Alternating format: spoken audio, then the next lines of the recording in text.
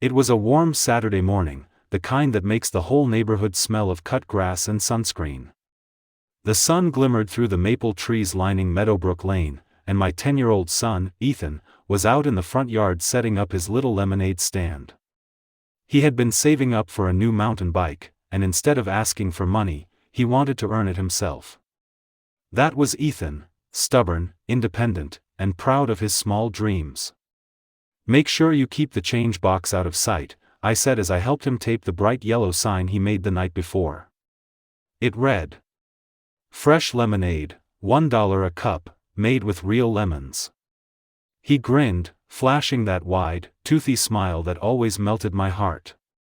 "Don't worry, Dad. I've got this." Across the street, though, stood the one person who could find a problem with even a child's lemonade stand, Karen Whitmore, the self-appointed queen of the neighborhood HOA. She was in her late 50s, wore oversized sunglasses, and always dressed like she was going to a golf club event, even if she was just picking up her mail. Karen had an opinion about everything: grass height, mailbox paint color, and now, apparently, children's entrepreneurship. The moment she saw Ethan stand, her lips curled into that familiar disapproving smirk. She strutted across the street, her little dog tugging at its leash. "Excuse me," she began sharply, not even bothering with a hello. "Do you have a permit for this stand?" Ethan looked up, puzzled. "A permit? It's just lemonade." Karen huffed. "Rules are rules, young man. No commercial activity without HOA approval. It's all in the bylaws." I stepped forward before Ethan could respond. "Karen, it's just a 10-year-old selling lemonade for fun. He's not exactly running a business empire." Her sunglasses slid down her nose as she glared at me. "Mr. Parker, you know how this neighborhood operates. We can't have everyone setting up random stands and cluttering the streets. First lemonade, then who knows what. Then the world might actually have some kindness in it," I muttered under my breath. Karen pursed her lips and stomped off, muttering something about proper procedure and community standards. Ethan shrugged it off, and the day carried on. By noon, he had sold nearly 30 cups. The neighborhood kids came around, parents smiled, and for a while, everything was perfect. But perfection never lasts long around Karen. Around 2 p.m., Karen's son Brady, a chubby 12-year-old with a mean streak, wandered over. He had his mother's frown and none of her restraint. He slapped a $5 bill on the table. "I want all your lemonade," he said. Ethan shook his head politely. "Sorry, I still have customers coming. I can't sell you all of it." Brady's eyes narrowed. "Do you know who my mom is?" "Yeah," Ethan said simply. "That's why I'm saying no." Brady's face turned red as he stomped away. I saw it all from the porch but decided not to interfere. Kids have to learn how to stand up for themselves, I thought. Little did I know, that small moment would spiral into something none of us could ever forget. About half an hour later, Karen's car, a white Mercedes SUV, rolled down the street. She wasn't just driving. She was charging.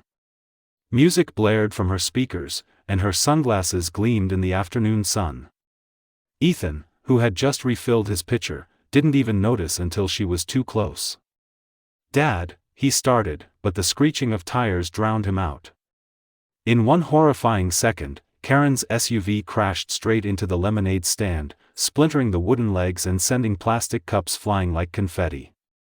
Ethan dove to the side, scraping his elbow against the concrete, narrowly avoiding the car's bumper. I ran down the driveway, my heart pounding so loud it drowned out everything else. Karen slammed on her brakes, her face pale as she realized what she had done. "What the hell is wrong with you?" I screamed, running to Ethan, who was trembling but conscious. His knees were bleeding, and lemonade dripped down his arm like sweat. Karen stepped out, her voice shaky. He was standing too close to the road. I didn't see him. Don't you dare blame him for your recklessness. I roared. You ran over a child's lemonade stand. By then, neighbors had come outside, phones recording. Some rushed over to help Ethan, others began shouting at Karen. She tried to defend herself, her words growing more desperate. He refused to sell lemonade to Brady. He was being rude. I just wanted to talk. To talk. You nearly hit him, I said through gritted teeth. Karen looked around, realizing that everyone was staring at her with disgust. I didn't mean, it was an accident. But the way she had glared at us earlier, the way her son had stormed off, none of it felt like an accident anymore. I held Ethan close, promising everything would be okay, even as I felt rage boiling inside me. The police were already on their way, neighbors whispering and pointing as Karen stood by her car, trembling, not from guilt, but from fear. That day, the lemonade stand might have been destroyed, but something far more powerful began brewing in its place, a fight for accountability. And I was not going to let her get away with it. The flashing blue and red lights painted the street in waves of chaos. Neighbors crowded around in whispers as two police cruisers pulled up to the curb in front of my house. Ethan sat beside me on the porch steps, his arm wrapped in a towel, his scraped knees stinging with antiseptic. He was shaken but quiet, staring blankly at the wreckage of his lemonade stand that now lay in splintered ruins on the driveway. Karen stood beside her white Mercedes SUV, trembling, though I suspected it wasn't from guilt. Her perfectly ironed blouse was rumpled, her manicured hands clenched around her phone. She was already on a call, whispering furiously to someone, probably her husband or one of her HOA friends who always backed her no matter what she did. The first officer on scene, Officer Delgado, approached me with calm professionalism. "Sir, are you the parent?" "Yes," I said, pointing toward Ethan. "That's my son." I jabbed a finger toward Karen, drove her car right into his stand. He could have been killed. Delgado nodded and looked toward Ethan, his expression softening. "Hey, buddy. You doing okay?" Ethan swallowed hard and nodded, his voice small. "She hit my stand." I jumped out of the way. Karen stepped forward before the officer could ask more. "Officer, this has all been blown out of proportion," she began, her tone sharp but dripping with that fake politeness she used when she was trying to manipulate people. The child was standing in the middle of the road. I swerved to avoid him. It was an accident. Delgado turned toward her, unimpressed. "Ma'am, well, get your statement. Please wait by your vehicle." Karen's face tightened, clearly unused to being dismissed. "I am the HOA president, officer. I know my rights." "Then you also know you're not above the law," Delgado said, his patience thinning. As another officer examined the scene, taking photos of tire marks and debris, I overheard Karen muttering to her son Brady, who had appeared on the sidewalk, chewing gum and scowling. "Don't say anything, okay? Just keep quiet." That was the final straw. "Don't you dare coach your kid on how to lie," I snapped, stepping forward. Karen turned on me, her sunglasses perched on her head now, revealing eyes blazing with fury. "You've been out to embarrass me since the day you moved in, Mr. Parker. You don't respect the rules, and your son, he's been rude to Brady since day one." "Rude?" I repeated, incredulous. "He told your son he couldn't buy all his lemonade." "That's not rude, it's called fairness." Delgado stepped between us, raising his hand. "Enough. I need both of you to calm down." But Karen wasn't done. "He set up that stand without HOA permission. I told him to take it down this morning, and he refused. Maybe if you had taught him some respect, this wouldn't have happened." My blood boiled. "You drove a car at a child, and your excuse is that he didn't file HOA paperwork?" Delgado's partner, Officer Reeves, approached then, holding a clipboard. "Sir, we've confirmed the stand was on your private property, not the street. So HOA rules don't apply here." Karen's jaw dropped slightly. That's not possible. I measured that curb myself when we had the Christmas decoration argument last year. I couldn't help the bitter laugh that escaped me. You measured the curb? Of course you did. Reeves ignored me and turned toward Ethan. Son, can you tell me exactly what happened? Ethan hesitated, glancing at me first. I gave him a nod of reassurance. Go ahead. I was selling lemonade, he said quietly. Brady came and wanted all of it. I said no. He got mad and left. Then a little later, his mom drove down really fast. I tried to move, but she hit the table. Karen immediately interrupted. That's not true. I was only trying to park. Delgado cut her off. Ma'am, please. You'll get your turn. The officers exchanged looks, and Delgado sighed. We're going to need to file a report. Given there's property damage and potential endangerment, we'll need to document everything. Karen's voice wavered. Endangerment? I didn't endanger anyone. I barely touched anything. Reeves gestured to the broken wood, the flattened table legs, and the tire marks inches from the sidewalk. That says otherwise. Neighbors began murmuring again, phones still recording. Karen noticed and hissed, "You can't record me without my consent." Public street, someone shouted. Nice try, Karen. I felt a flicker of satisfaction seeing her composure crack. After an hour of questioning and documentation, the officers left with their reports. Karen stormed back to her house, her son trailing behind. But before she went inside, she turned back and glared at me from across the street. You'll regret this, she spat. People around here don't like troublemakers. I met her stare evenly. Then maybe they should stop causing trouble. That night, as Ethan rested on the couch with ice packs on his bruises, I sat by the window watching Karen's house. Her blinds were closed, but I could see her silhouette pacing back and forth. I knew that look, she was plotting something. Ethan looked up sleepily. Dad? Is she going to get in trouble? She should, I said quietly. But people like her. They always find ways to twist the truth. He frowned. That's not fair. No, I said, brushing his hair back gently. It's not. But we're not done yet. Because I wasn't just a father anymore. I was a man who'd watched arrogance nearly crush his son, and I wasn't going to let her rewrite what happened.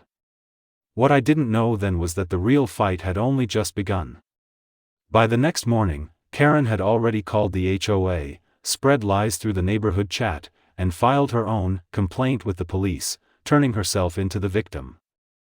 And I was about to learn just how far she was willing to go to protect her perfect image. By the next morning, the neighborhood group chat had exploded. I woke up to 32 unread messages, all centered around me, my son, and Karen's version of the story. So apparently, Mr. Parker's kid ran into Karen's car? Didn't she say he was selling drinks without HOA permission? I heard he damaged her bumper and now they're blaming her. Each message made my jaw clench tighter. It was unbelievable, somehow, she had managed to twist the story overnight. And judging by the responses, a good number of the neighbors actually believed her. I walked into the kitchen, where Ethan sat at the counter eating cereal with one arm, the other still bruised from the fall. He looked tired, his eyes puffy. Dad, he murmured. Brady's mom told everyone it was my fault. I took a deep breath. I know, buddy. She's lying because she's scared of getting in trouble. But everyone thinks I'm bad, he whispered. Even some kids at school texted me mean stuff. My heart sank. Karen wasn't just trying to protect herself, she was trying to destroy my kid's reputation to save her own. That afternoon, I decided to pay Karen a visit, not to argue, but to record everything. I slipped my phone into my shirt pocket, camera rolling, and walked over to her driveway. She was outside watering her lawn, wearing her usual polished white blouse, pressed khaki pants, and that smug look she always wore when she thought she had the upper hand. Her Mercedes, now sporting a fresh scrape across the bumper, gleamed in the sun. "Karen," I started calmly. "We need to talk." She looked up, plastering on a fake smile. "Oh, it's you. I hope you're not here to threaten me again." "Threaten you?" I scoffed. "You ran over a child." She waved her hand dismissively. "I've already explained to the police what happened. Your son was reckless. Honestly, I should sue you for the damage to my car." I blinked. "You hit a lemonade stand, and you're talking about a scratch on your bumper?" Her voice grew colder. "You're new here, Mr. Parker. Maybe you don't understand how our community works. We value order and responsibility. Letting your child set up an unapproved business on HOA grounds violates multiple codes. You brought this on yourself." "HOA grounds?" I repeated. "Karen, my driveway isn't community property." She smirked, tilting her head. "It's within visual jurisdiction." I almost laughed out loud. "Visual jurisdiction? That's not a thing." "Oh, it will be," she said cryptically, turning her back on me. "The board meets next week. Don't be surprised if your property comes up for review." I walked away before I said something I'd regret. But as I reached my porch, I looked down at my phone. I had caught the entire exchange on video. That night, I decided to dig deeper.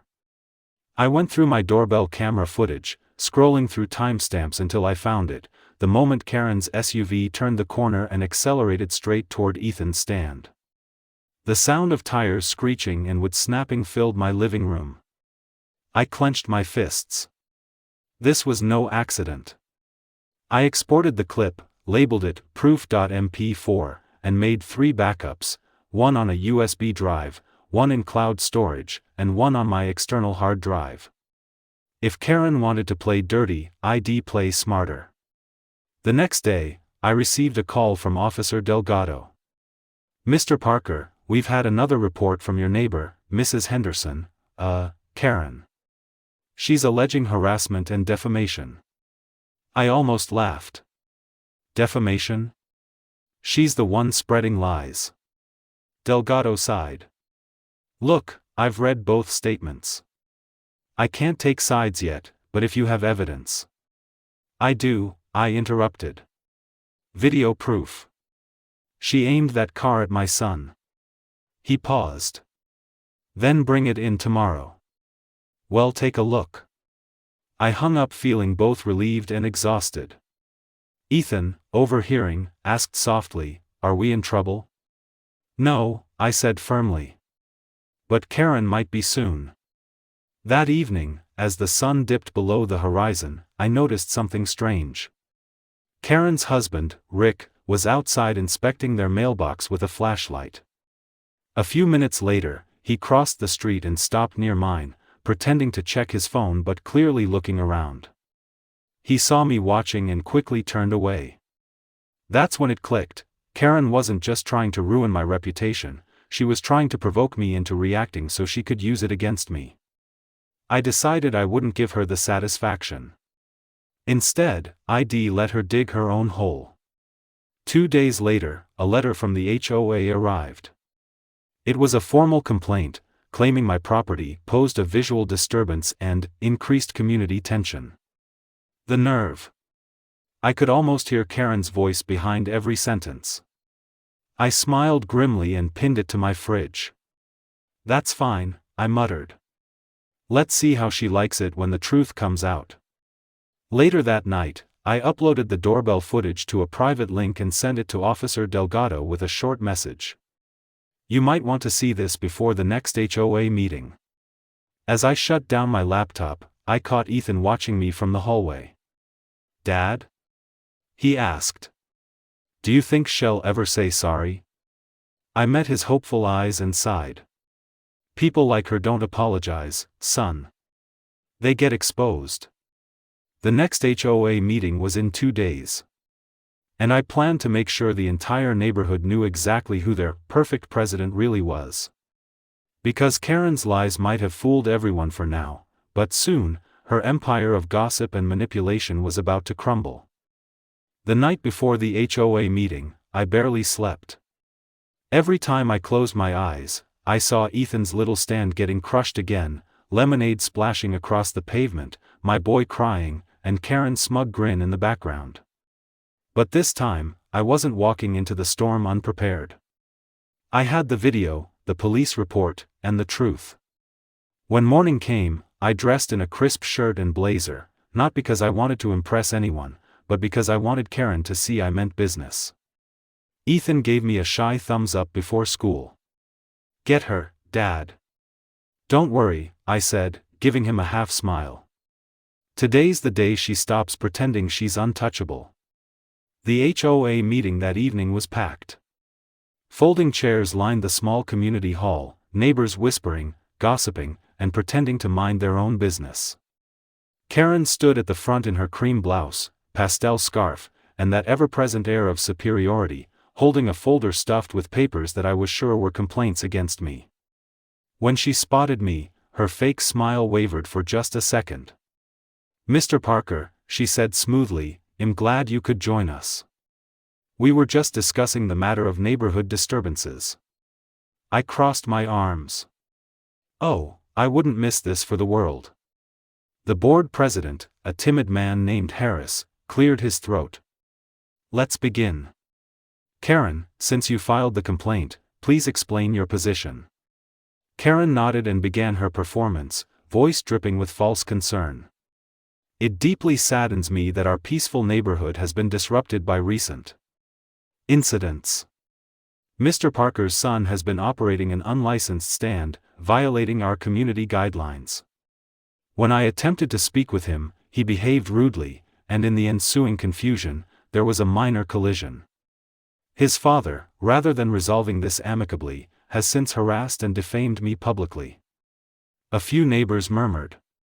Karen pretended to wipe a tear. I waited until she finished, then stepped forward. "May I respond?" "Of course," Harris said nervously. I set my phone on the table and connected it to the projector cable. The room dimmed as the doorbell camera footage flickered onto the screen. The video showed Karen's silver SUV speeding around the corner, Ethan standing proudly behind his little table, waving. Then the car swerved, tires screeching. The stand splintered under the bumper, and Ethan flew backward out of frame.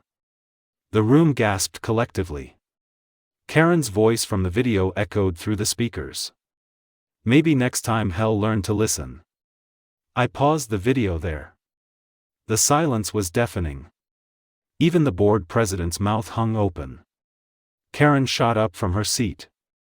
That's taken out of context." "Context?" I said sharply. "You nearly ran over a child, Karen." "My child. Then you tried to convince everyone he caused it. You lied to the HOA, to the neighbors, and even to the police." Karen's face turned crimson. "You can't prove that." I reached into my folder and pulled out the police report signed by Officer Delgado. "Actually, I can." After reviewing the footage, the police confirmed reckless endangerment. "You're lucky I didn't press felony charges." Gasps rippled through the crowd again. Karen stumbled backward, clutching the back of her chair. "This is a witch hunt. You're twisting everything." Her husband, Rick, stood at the side of the room looking pale. He muttered something under his breath, something that sounded suspiciously like, "I told you this would blow up." The HOA president coughed awkwardly. "Mrs. Henderson, this is serious. The board cannot overlook this." Karen tried to regain control, her voice trembling but still arrogant. "You're all making a huge mistake. I've served this community for years. I've organized events, enforced rules, and kept this neighborhood safe." "Safe?" I cut in. "You endangered a kid, Karen. You spread lies. You called the cops to cover yourself up. That's not keeping us safe, that's abusing power. The audience began to murmur again, but this time not in her favor. A woman in the back, Mrs. Jenkins, stood up. My son told me what happened that day. He saw it all. Ethan didn't do anything wrong. Another man added, Karen's been bullying people for years. Maybe it's time we stop letting her run everything. Karen spun around, desperate. You people can't turn on me like this. But they already had. The board voted right there, unanimous decision. Karen was removed from her position effective immediately and banned from attending meetings for 6 months pending further investigation.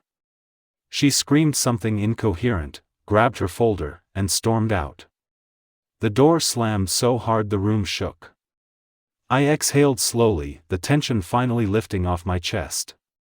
Harris adjusted his glasses and looked at me. Mr. Parker. I'm sorry. None of us knew the truth. I nodded.